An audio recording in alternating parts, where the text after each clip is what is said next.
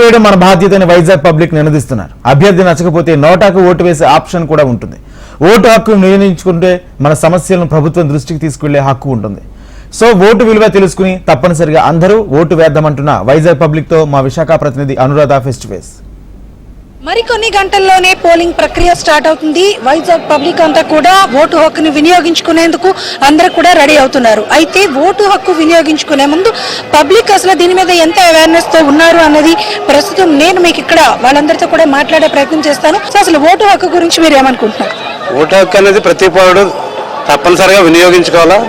Vote హక్కు వినియోగించుకోవడం వల్ల మన ప్రభుత్వాన్ని మనం ఏర్పరచుకున్నట్టు ఉంటుంది. మనకు నచ్చిన ప్రభుత్వాన్ని మనం ఏర్పాటు చేసుకోవడానికి కూడా బాగుంటుంది. అంటే ఓటు హక్కు వినియోగించుకునేటప్పుడు ఖచ్చితంగా కొన్ని నియమాలు ఆల్రెడీ మనకి ఈసీస్ అన్ని కూడా ఇచ్చారు, రాజ్యాంగంలోనే ఉన్నాయి అవన్నీ కూడా. అంటే ఒకవేళ అభ్యర్థి నచ్చకపోతే నోటాకు వేసుకునే అవకాశం ఉంటుంది.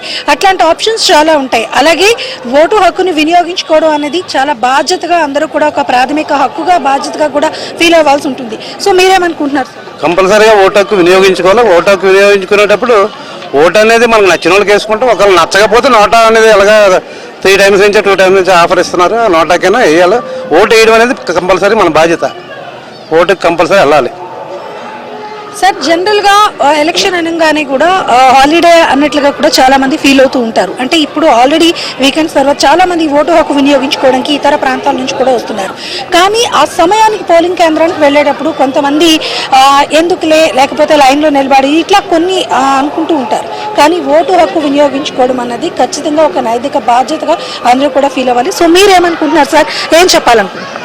ఓటు కంపల్సరీగా వేయాలండి. అది మన బాధ్యత. మన భవిష్యత్తుని మనం తీర్చిదిద్దుకోవడానికి మన చేతిలో ఉన్నది ఓటు హక్కు మాత్రమే. ఓటు వినియోగించుకోవడం వల్ల ఏంటంటే మనకు నచ్చిన ప్రభుత్వాన్ని మనం ఎన్నుకోవచ్చు. అలాగే నోటాకి వేయడం కన్నా ఎవరో ఒక అభ్యర్థిని ఎన్నుకోవడమే బెటరు. నోటా ప్రస్తుతానికి ఏంటంటే నోటా ఎక్కువ వచ్చినా కానీ ఎలక్షన్ రీ ఎలక్షన్ పెట్టడం అలాంటి ఆప్షన్ ఏం లేదు. ఓన్లీ ఓటా పర్సంటేజ్ పెరుగుతుంది. ఓటాకి వెళ్తే ఓటు అనవసరంగా ఇచ్చే వాళ్ళు ఉన్న అభ్యర్థుల్లో ఏ అభ్యర్థి బెటరో అనేది మనం ఎన్నుకోవడమే బెటర్ అనేది నా ఒపీనియన్. మంచి ప్రభుత్వాన్ని మంచి నాయకుని ఎన్నుకుంటే రేపు ఉదయం మంచిది కదండి. అలా మంచి నాయకుడు వచ్చాడు అనుకోండి, మన జీవితాలు మన పిల్లల భవిష్యత్తు అవి అన్నీ బాగుంటాయి. అందుకు మంచి నాయకుడికి ఎంచుకొని ఏమొచ్చి ఓటు వేయడమే మంచిది.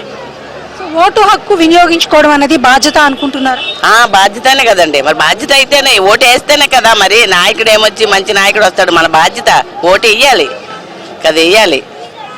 ఇది ఇక్కడ మొత్తానికి వైజాగ్ పబ్లిక్ అయితే ఒకటే మాట చెప్తున్నారు. ఓటు హక్కు వినియోగించుకోవడం అనేది ఖచ్చితంగా ప్రతి ఒక్కరి బాధ్యత. మనం ఓటు హక్కు వినియోగించుకున్నప్పుడు మాత్రమే మన యొక్క ఏదైనా డిమాండ్స్ ఉంటే అవి ప్రభుత్వాలకి చెప్పుకునే అవకాశం ఉంటుంది. మరోవైపు ప్రభుత్వాలు మంచి ప్రభుత్వాలు రావాలి, సుపరిపాలన ప్రజలకు అందాలి అని అంటే ఖచ్చితంగా ప్రజలందరూ కూడా పోలింగ్ ప్రక్రియలో పాల్గొనాలి అనేది వైజాగ్ పబ్లిక్ తమ వాయిస్ ద్వారా చెప్తున్నారు. మరోవైపు అభ్యర్థి మనకి నచ్చకపోతే కనుక నోటా ప్రక్రియను కూడా ఉంది కాబట్టి నోటా ఆప్షన్ ని కూడా యూజ్ చేసుకోవచ్చు.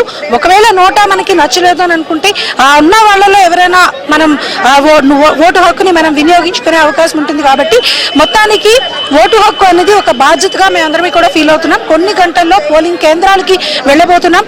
అందరూ కూడా పోలింగ్ కేంద్రాలకు వెళ్ళండి, ఓటు హక్కును వినియోగించుకోండి అని చెప్పి వైజాగ్ పబ్లిక్ అంతా కూడా తమ వాయిస్ ని వినిపిస్తూ ఉన్నారు. వీడియో జర్నలిస్ట్ అనిల్ తో అనురాధ, HM TV, విశాఖపట్నం.